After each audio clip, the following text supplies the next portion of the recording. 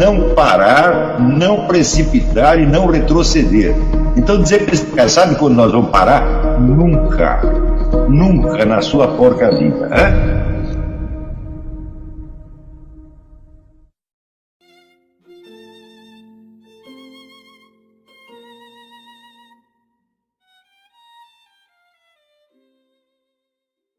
Lá no Mayflower, com uma...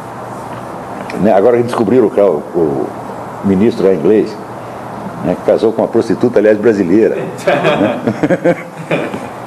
Olha lá, primeiro, o que tem de errado casar com uma prostituta? Né? Não tem na Bíblia o caso de um profeta que Deus manda ele procurar uma prostituta tal e casar com ela? Cara, é um ato meritório, o sujeito fez, meu Deus do céu. Tirou a mulher da putaria, levou para casa e transformou na mãe de família. O que tem de errado nisso? Mas até isso as pessoas fingem escândalo. Então isso tudo é uma coisa da modernidade, começa principalmente no século XIX.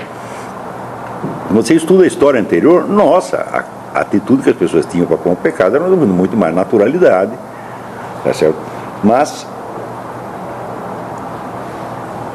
porque a imensa promoção humana que houve com o advento do capitalismo fez com que classes sociais que antes não tinham acesso a nada desfrutassem de certos benefícios econômicos e passassem, portanto, a ter as pretensões sociais que antes eram características da aristocracia ou dos reis.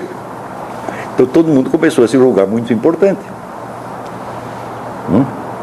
Pior, a aristocracia e os reis pagavam pelos seus privilégios com o risco da morte, porque a aristocracia era a classe militar. Então, em caso de guerra, era eles que tinham que morrer. Então, vamos dizer, até a Idade Média, até muito além da Idade Média, até o século XVIII, era uma coisa, vamos dizer, uma regra universal, que os trabalhadores, camponeses, etc., não participavam da guerra. Eles tinham todo o direito de ficar em casa. Então, o aristocrata podia viver comendo, bebendo, se divertindo, ter 28 amantes, porque em caso de necessidade de morrer, ele que nós vamos chamar. Tá certo? Então era uma espécie de bode expiatório. Né? De repente, todo mundo sobe na vida e começa a desfrutar os mesmos benefícios da aristocracia sem o risco correspondente e sem a responsabilidade correspondente. Basta isso para você explicar 80% da loucura moderna. Porque um certo equilíbrio de direitos e deveres é natural no ser humano. Da medida que você sobe, a sua responsabilidade aumenta. Agora, se subiu só os benefícios e a responsabilidade não, você se sente culpado, no fundo, mesmo que você não reconheça. Você sabe que você está tendo benefícios imerecidos, mas você não vai confessar. Né? Raríssimas pessoas confessam. Uma vez eu era repórter de uma revista de esportes e fui entrevistar um sujeito que era um eminente jogador de polo.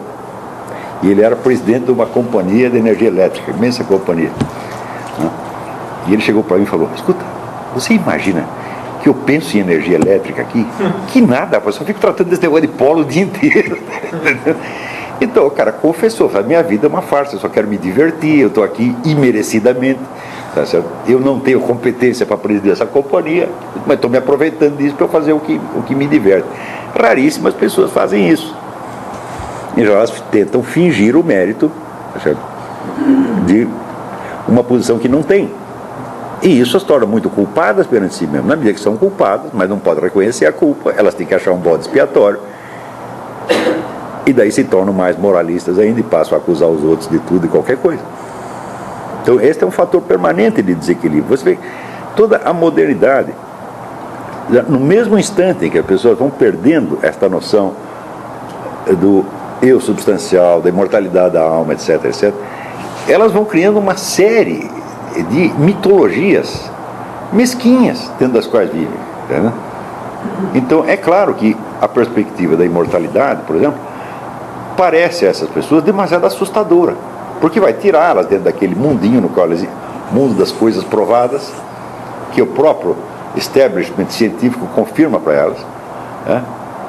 E vai abri-las dentro de uma realidade ilimitada sobre a qual eles não têm controle nenhum. Não é como tirar você do chão firme e botar você no meio do mar, no meio das ondas. Sim, só que você sempre esteve lá. Toda esta segurança aparente que você tem, ela não existe.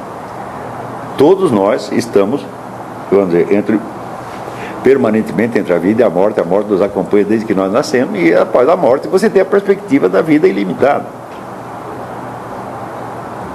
O dado importante é o seguinte aqui.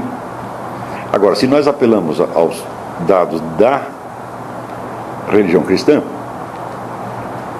e, digamos, vamos ver ali o que os profetas e Jesus Cristo nos dizem sobre a imortalidade, você vê que ali se fala da possibilidade de você ir para o céu ou para o inferno, mas não da possibilidade de você ser extinto. Até para ir para o inferno você precisa continuar existindo. Então isso significa que, do ponto de vista da religião cristã, segundo a revelação cristã, nós somos criados de uma vez para sempre. E, como dizer, a sua vida vai prosseguir. É a mesma vida, você ainda tem a consciência da identidade corporal que você tinha, ela se integra em você como um capítulo da sua vida, você não como é que se diz, não se separa dela. Agora, o corpo agora é um dado de consciência, e você tem uma outra forma de corporalidade, né? Você tem uma forma de espacialidade, por assim dizer, sem contar a perspectiva que ainda tem no Apocalipse da ressurreição dos corpos, que é uma coisa que a gente não consegue nem imaginar, tá certo? Bom, não podemos imaginar o que será a ressurreição dos corpos, porque não temos nenhum acesso de experiência a isso, mas existe o acesso de experiência a esses estados de morte clínica, ou estados de visão remota, etc, etc. E nós temos que levar em conta isto como elementos para a nossa própria orientação na vida. Quer dizer que não veja nenhuma alegação de que a consciência humana é produzida pelo corpo ou está limitada à posição geográfica do corpo é sustentável mais. Cientificamente falando, não tem como sustentar isso. Não tem como você provar a imortalidade, mas provar a mortalidade é impossível. Então, vamos dizer, no mínimo, na mais modesta das hipóteses, a imortalidade é a coisa mais razoável. Tá certo? E isso tem uma consequência que nós vamos explorar melhor amanhã, que é a mudança da escala de temporalidade com que nós vemos as coisas. Porque, veja, Santo Agostinho dizia que existem duas histórias se desenrolando na Terra ao mesmo tempo. Ele chama a história da cidade de Deus e a história da cidade dos homens. A história da cidade dos homens é uma história descontínua, que é a história dos estados, das sociedades, das economias, etc, etc. Essa história, ela não é contínua, ela não é um fio, ela é escandida, cortada. Cortada primeiro pela morte dos personagens. Ninguém continua. O sujeito fica no cenário histórico durante um tempinho, um minuto, um segundo, e some e desaparece para sempre. Os processos históricos também não são contínuos. Eles cessam, eles abortam. As nações desaparecem, né? As comunidades se desfazem, as sociedades se desmembram, as línguas desaparecem, sem contar que a maior parte das comunidades, das culturas existentes no planeta não tiveram nenhum contato uma com a outra. Então isso quer dizer que a imagem que nós temos de história universal, nesse sentido, considerado do ponto de vista puramente terrestre e material, a história só existe na cabeça dos historiadores. Materialmente ela jamais existiu. Existiram histórias picotadas, descontínuas, escondidas por 1001 fatores, a começar pela morte. Então essa é a história da cidade dos homens. Existe a história da cidade de Deus, que é contínua, porque tudo o que começa aqui continua na eternidade. Não só continua, mas se existe uma única alma imortal, essa alma não é eterna, porque eterno é o que jamais foi criado, sempre existiu, não é isso? E na eternidade, conforme definia Boécio, existe a posse simultânea de todos os seus momentos. Quer dizer que todas as possibilidades estão permanentemente presentes. Nada acaba, por assim dizer. Então, nós não temos a eternidade. Por quê? Porque nós aparecemos num determinado momento do tempo.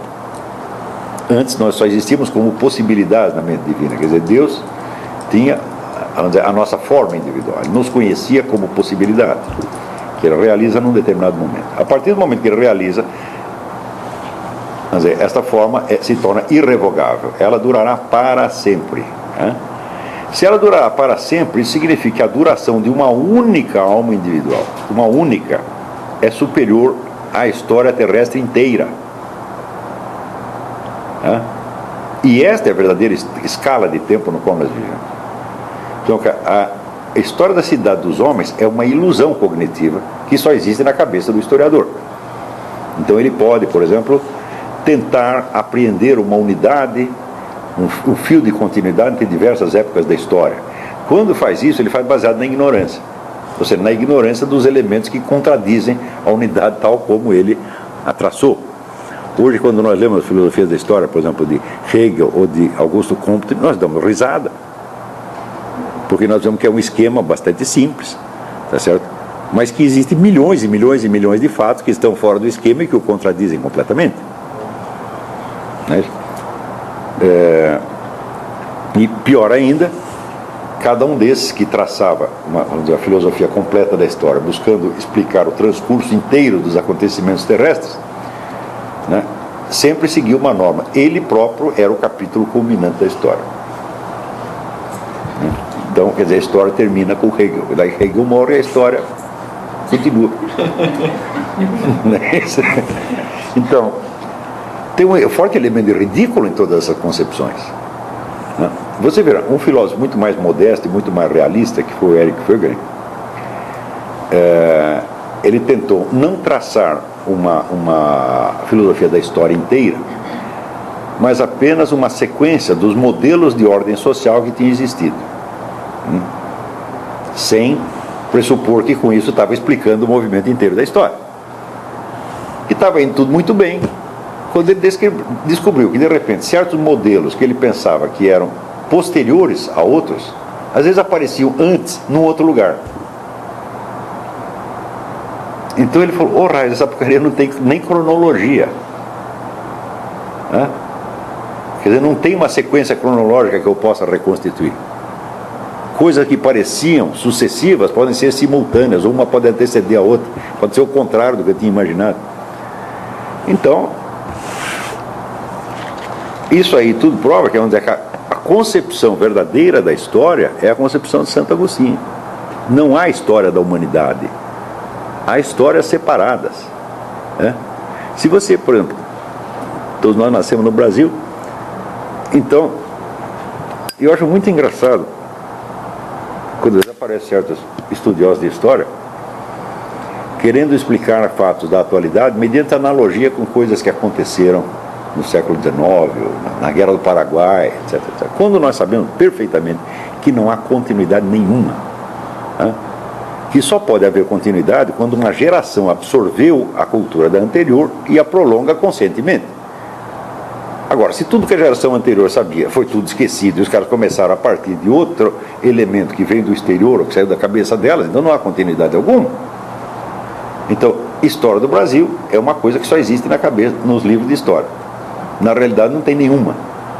Você tem inúmeros, vamos dizer, processos independentes, todos eles abortados, coisas que começaram e não terminaram, ou que foram, vamos dizer, interrompidos antes de poder dar frutos, tá certo?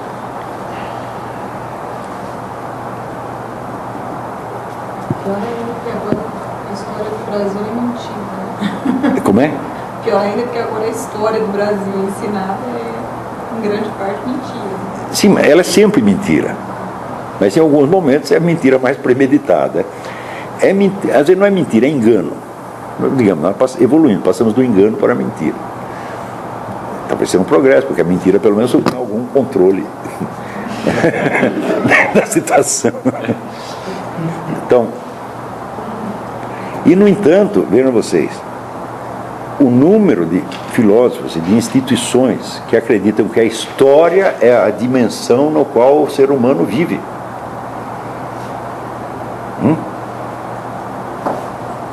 É claro que não é. A história mesmo, por si mesma, nem existe. Existem histórias separadas, descontínuas. Claro que dentro de cada sequência existe uma coerência, existe uma continuidade, evidentemente. Porém, a história da humanidade não existe. Existe a história de um grupo social, a história de uma pessoa, a história de um empreendimento, tá certo? Mas é muito difícil, se não impossível, você costurar uma coisa com a outra e você obter o fio de uma história da humanidade. No entanto, visto na escala da Cidade de Deus, como a chamava Santo Agostinho, começa a ter uma unidade, né? Porque essa história só se completa na dimensão da imortalidade. Então, significa que aquilo que visto do ponto de vista terrestre só pode ter uma unidade imaginária, começa a ter uma unidade efetiva quando você a vê na escala da imortalidade. Mas é evidente que o sentido dessa história humana, né, não existe na escala da própria história humana, só existe na escala da imortalidade. E aí, pessoal, tranquilo? Então, se inscreva no canal, compartilhe, comente, ajude o nosso canal. Os links estão na descrição do vídeo. Você pode participar pelo Apoie-se, pela vaquinha. Qualquer forma de ajuda será muito bem-vinda. Pode curtir, comentar e compartilhar também para ajudar nosso canal.